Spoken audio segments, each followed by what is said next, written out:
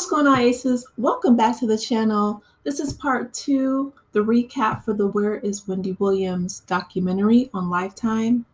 And this second part was so important because it really answered a lot of the questions that I had from the first part. So essentially, Wendy, she has this publicist named Shawn Child. I don't know what this woman was thinking. I really don't. I mean, so many content creators have already said that Shawn has basically ruined her career, allegedly. So she, said that she is Wendy's publicist.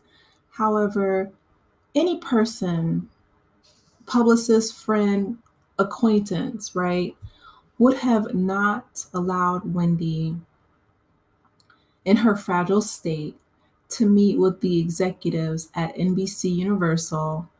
While she was there, she was taking off her boots, showing her symptoms of lymphedema. We've seen that repeatedly, not only on this documentary, but also, you guys remember earlier during her TMZ video.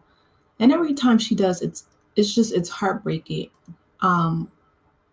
because this documentary really outlines just seeing, her dementia.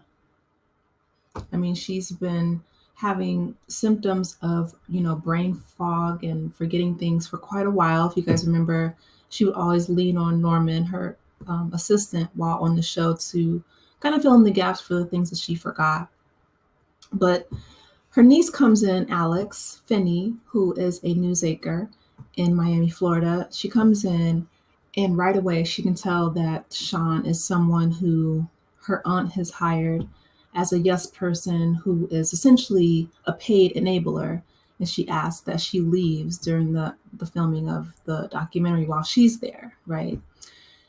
So Alex, she is, like I said, she's a sharp one. She can see through Shawn.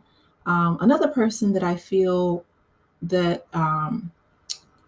is around Wendy, who I would hope that her family protects her from, is Will Shelby. So Will Shelby is a jeweler turned, I guess, the manager of Wendy. Here's my thing, right? All these people around her that are literally sucking her dry, right? Sucking her resources.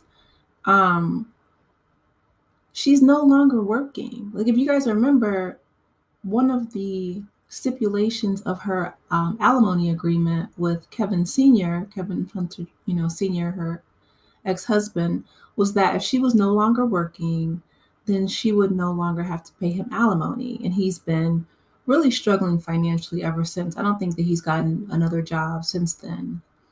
But I don't understand why she would need a publicist and a manager and all these people. And I'm like, she's not actively working in her career. What are all these people doing other than just sucking her finances dry?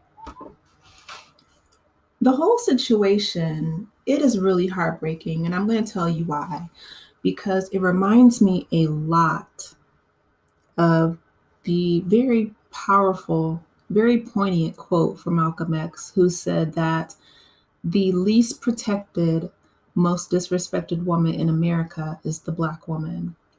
I'm sorry, he said the most least protected person and most disrespected person is the Black woman. And he's absolutely right, because I don't understand why, Wendy Williams could not have been protected like Barbara Walters was protected when she had dementia, like Bruce Willis.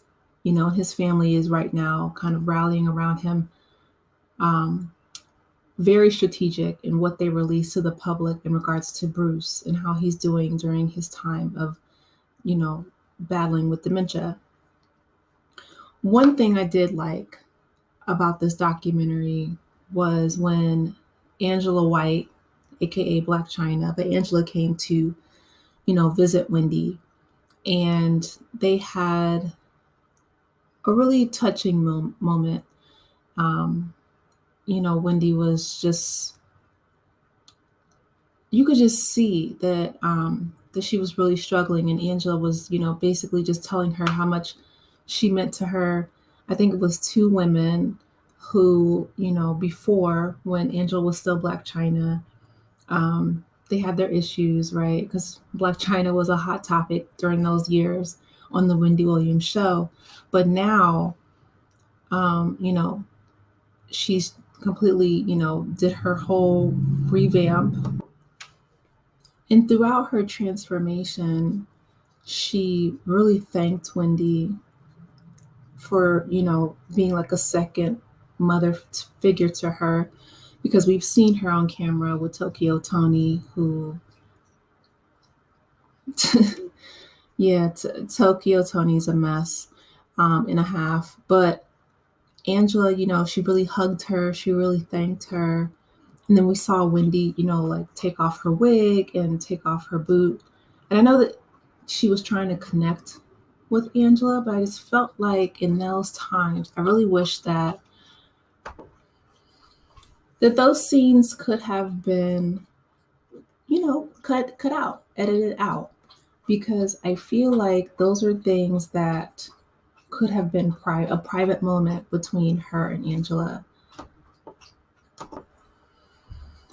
Knowing Wendy Williams, who she was at the top of her game, she would not have wanted the world to see her essentially pull her wig off, right? She would not have wanted the world to see her consistently take the boots off of her swollen feet because of the lymphedema. I feel like those aspects were exploitive, and they could have been left on the cutting room floor, in my opinion. One thing that she said repeatedly, I feel like the people weren't hearing her, was that she essentially missed her family.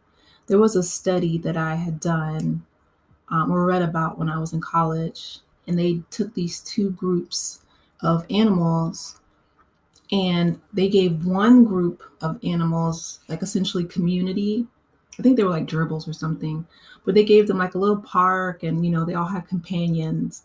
And they gave another group of gerbils none of those things, but gave them like sugar water.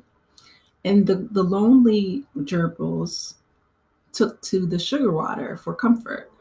But those who had the little toys in the community, they didn't even touch it. They only went for the regular water. And I'm saying that to say this, right? As human beings, we need community. Wendy has said repeatedly throughout this documentary that she misses her family. She was crying. She was so happy to see her son. And I feel like this part was so jarring that I read. It said in May of 2022, the Supreme Court of New York appointed an independent legal guardian to oversee Wendy's finances and health. Her family was removed from overseeing her care. And I would like to know why. Like, what was the reason? Her father couldn't do it, her sister couldn't do it, her son couldn't do it, or collectively, right? Maybe they had, they could have like a system of checks and balances. Or her niece, right? The news anchor in Miami, Alex Finney. She seems like a really sharp cookie. Or her nephew even, right? He's really close with Kevin, and they were monitoring, Wendy's alcohol consumption. They would not let her drink. They said that's one of the reasons why she kept wanting to go back to New York. My thing is, if you guys know that she could not consent to whatever X, Y, and Z, she's in cognitive decline, she shouldn't have that option. Like, babies want to eat ice cream 24/7. That doesn't mean that you let them. You know what I mean? Like, if you're a family member, I don't understand why you wouldn't say, yes, we understand that, Wendy wants to go back to New York, but being here, surrounded by your family, surrounded by those who love you in Miami, Florida, is the best thing for you, not a court appointed stranger. They had a woman, Diana Diamond. She said that she's been, researching for the past 8 years, right? That a lot of these courts will take the care away from family members and give it to complete strangers. And she said that this not only happened to Wendy Williams, but it's happened to, thousands of Americans. And I'm like, what in the Britney Spears? There's a documentary on Netflix or some streaming services called I Care for You, I Care a Lot, something like that, where they're talking about the issues of how guardianships and conservatorships are essentially broken and they are abused and misused in this country. My thing is, the reason why the state of New York wanted this guardian was to suck her dry, right? Wendy had a lot of money. I don't know if she still has it. I hope that she has some left, right? But, she bought her father a beautiful condo or apartment in Miami when she was 27. He still lives there now. She could stay with him there. Seriously, like, I don't understand why she couldn't be surrounded by family. I feel like that's one of the reasons why, she was drinking so heavily. The producers asked, was she lonely? She's crying. And she's like, yes. She said throughout, the entire documentary multiple times how she missed her family. So what? Her family doesn't want her to drink. Good.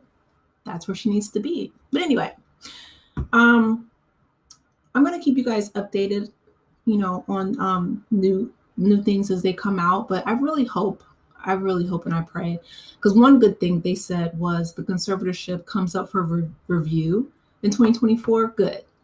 It absolutely should. Somebody, in this family picture, y'all need to pull together some resources, get a PI or get a good lawyer and work it out and get her away from this conservator who I feel like wants to drain all of her resources. But those are my thoughts, you guys. I want to hear from you. Please be sure to like, share, and subscribe to the channel if you have not done so already. I will talk with you in the next video.